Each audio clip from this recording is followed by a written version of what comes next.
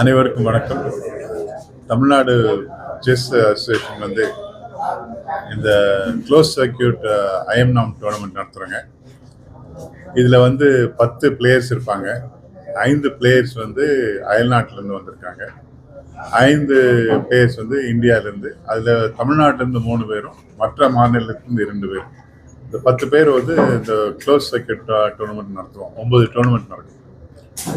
இதில் அதிகமான பாயிண்ட் வாங்குறவங்க, அதாவது டூர்னமெண்ட்டை பொறுத்து, அந்த ரேட்டிங்கை பொறுத்து 7 பாயிண்ட் இல்லாட்டி 6 பாயிண்ட் அவங்க எடுத்தாங்கன்னா ஒரு ஐஎம் நாம் நமக்கு கிடைக்கும்.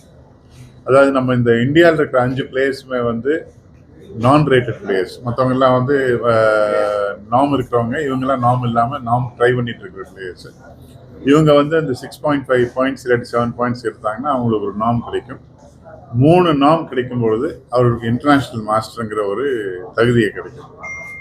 அந்த இன்டர்நேஷ்னல் மாஸ்டருங்கிற தகுதி வந்தால் தான் அடுத்தபடி கிராண்ட் மாஸ்டருங்கிற தகுதியை நம்ம பெற முடியும்.